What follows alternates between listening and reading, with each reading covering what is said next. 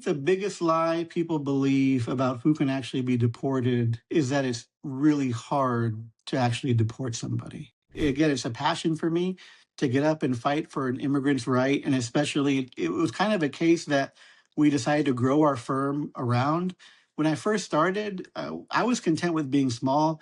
I was content with making $100,000 a year. It's more than my parents ever made growing up and raising four kids. So I thought that would be more than enough, but I kept hearing stories about people being abused, being abused, being mistreated at other law firms. And this was one of those cases.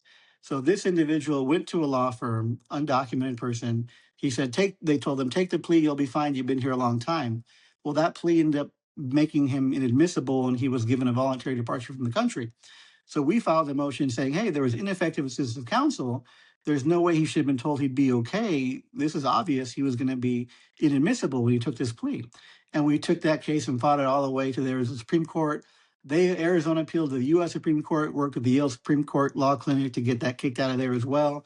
So again, it was just an amazing experience to get up and say, hey, I'm here for this individual and for my community, which has been taken advantage of by this law firm for so many years. And now, That's a to remarkable be in a win. position to take them on. Thank you. So, you also co-wrote and co-produced a documentary that premiered at Sundance. What was that process like alongside everything else you were doing? Yeah, before I was an attorney, really filmmaking was a passion. And I was in one that premiered at Sundance. I think the one I made never made it to Sundance, but we did win a few awards. I think United Nations Human Rights Film Festival and a couple others. But it really was no different than lawyering. Documentary and lawyering is all storytelling, right? You just get up there and tell a person's story to the judge or to the jury or to the insurance company or to an audience. And I love to do that. I love to talk to someone. I love to make them feel comfortable, and I love to help them tell their story to a broader audience. I don't speak for anybody, not anybody's spokesperson, but if I have an opportunity to try to share that person's experience and passion for life and put it to an audience, a judge, a jury, or insurance company, I'm a happy man.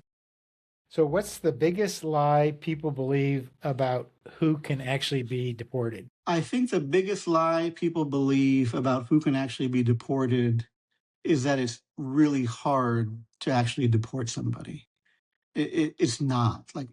The amount of relief that we have to work with in immigration court is so limited. If someone's been here 9 years and 10 months, but not the 10 years, they don't qualify for cancellation. Asylum is unbelievably hard to win. And outside of that's pretty much all your options. So I think a lot of people think, oh, there's so many people here who are undocumented because it's so hard to deport them. No, not really. It's just the amount of resources to get people in front of a judge. And these judges are just going to barrel their way through and make sure they get deportation orders. So, your book is literally a required reading at Harvard Law School. Is that right? It was for a course. I don't think it is every year, but in that course particularly, it was, yeah.